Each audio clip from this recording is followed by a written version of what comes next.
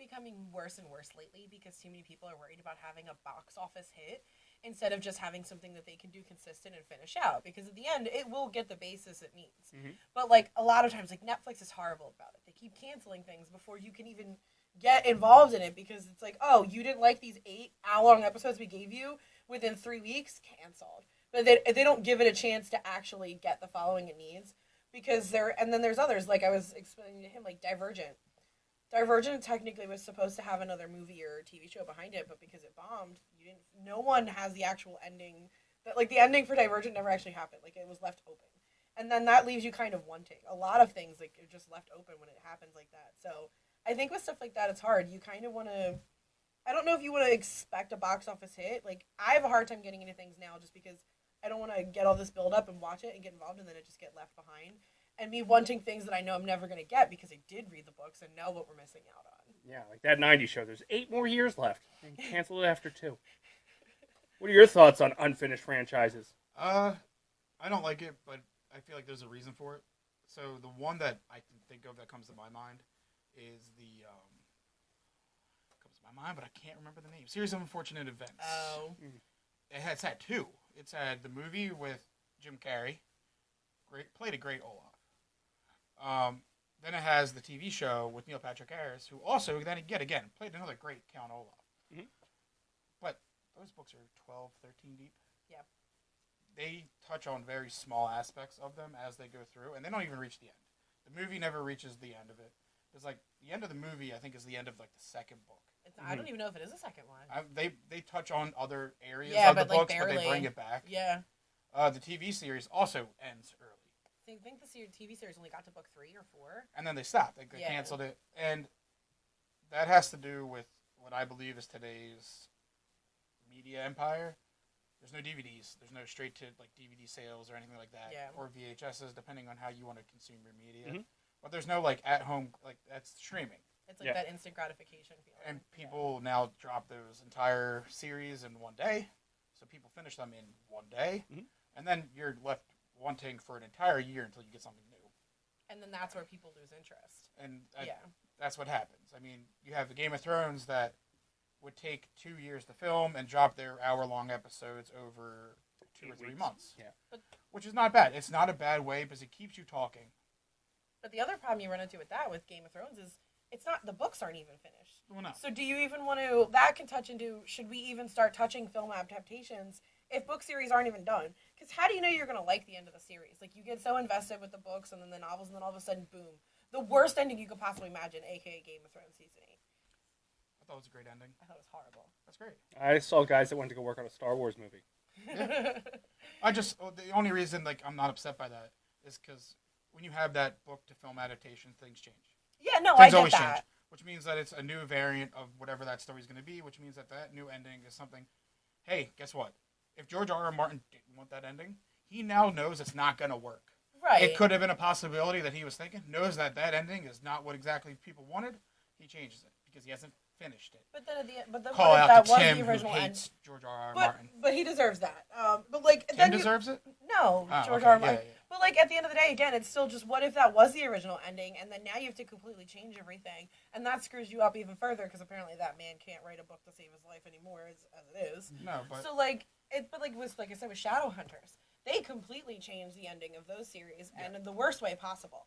And that was one of the things that made me not want to watch it, knowing that I knew how the books ended, I'm hearing how the series ended, and it kind of turned me off from that. Very much so. So, I mean, the unfinished projects, it sucks. It's definitely not a great thing. If you know and you haven't started the series yet, and you know it's unfinished, and you know it ends beforehand, I would avoid it at all costs, just because like you're gonna be left wanting. But if it's not that way and you're watching it, then unfortunately, or fortunately enough, if you did enjoy the series, you can stop watching it and go back to the books. You can go back to that original source and enjoy it that way. I think it's also a learning curve for Hollywood to learn that, like, hey, not everything is set in stone. While it may be a 7-book series, it doesn't mean that you're going to get 7 movies out of it. So they need to start to learn how to put it in a good place where, hey, if we don't get a sequel, it's a good stopping point and not just completely leave the worst cliffhanger they possibly can. I just think they should stop making books into movies and just focus on TV shows because there's Oh yeah, that put much original information. ideas out. Absolutely. Well, there you kind of leaning into the next protocol. Oh, my bad. Should the franchises, the books, the film, go more so into TV or go into the movie route? Now, TV, as we're seeing, is basically becoming movies with 1 hour to 1.5 hour episodes. But is it a better route for a book to take a TV route or a movie route? Jarrett, we'll start with you. I'm going to go with the TV route.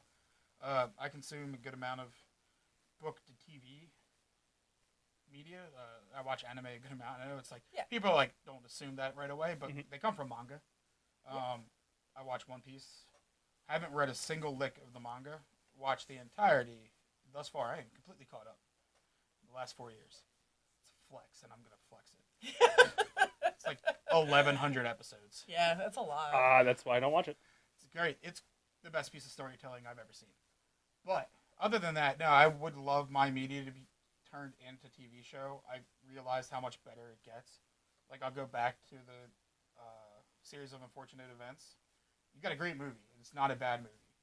But that TV show came out, and there's so much more behind it.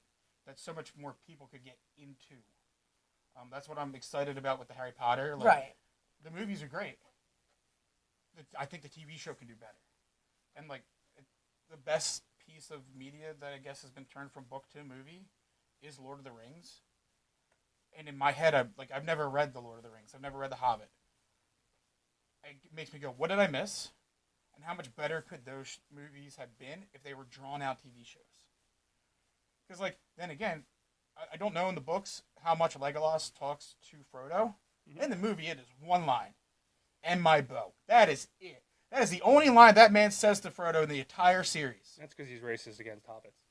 Probably. Yeah, that's what I would think. But Fuck you, Orlando Bloom. and I mean even Gimli, they barely have those are like characters who like in my if I was a dwarf, I'd be mad that there's another species that's smaller than me. yeah right. Like that was my friggin' thing, and you just went and ruined it. But they are like I wish that was like there was more behind them. Like I wish that you had more story. I'm always the guy who's like, hey, do you want to do a sequel? Fuck yeah, give me more info. Like I want to know what happens afterwards. And I think they're finding success with Ring of Power. By Which I doing think that. so, You're yeah. giving way more into the Sauron backstory and stuff like that. So that's pretty interesting. See, like, I think it's circumstantial depending on the quality of the book itself, too. Sometimes a book is only 200 pages. No, it doesn't need a 6-series, like, season. Like, it really all depends on the content that's inside the book itself. Yeah, Harry Potter, absolutely. I could not agree with you more that needed to be a TV show. Percy Jackson's a perfect example of what they're doing versus the TV versus movie. The movies, they weren't bad, but they weren't the best. They weren't bad for what they were. The movie wasn't bad. For the movies progressively they were. Worse. Right. But my point is what they're doing now, which Rick Riordan has already stated, is initially a book per season, which makes the most sense for those books because there is so much that happens in those books that you need times and episodes to actually go through everything. Yeah. But then there's some other ones that don't need a full 7 or 8 hours to go through their 200 pages of lore. It's very circumstantial depending on the size and the content of what you're doing in the book, in my opinion. That's a great point. Strongly disagree. Well, that's going to wrap it up for this week's protocol. So we've got, go ahead, read the book. The book is better than the movie. Do the finishing of the franchises. Make sure you do it to TV because you get more detail and character build there. And lastly, if you haven't read the source material, you probably shouldn't. Otherwise, you'll end up like us. We're miserable because we're watching things that are just not keeping up with the source material. Constantly let down by society. Yeah, and Hollywood. So that's going to be this weekly protocol. What do you got going on, Jarrett? As I said in previous episodes that I haven't been in, but maybe have been, so I'm not entirely sure. But by a production outline, you have been. Have I? Yeah. PhillyJohn.store, baby. Got new merch going up there every year. It's a good times, man. Trish, what you got going on? Keep a lookout for Mosh Pit Confessionals, and you can hear all the dumb shit that I do inside a concert venue. So check us out on basementprotocolproductions.com, facebook.com/basementprotocolproductions, and we will see you next week on the Weekly Protocol.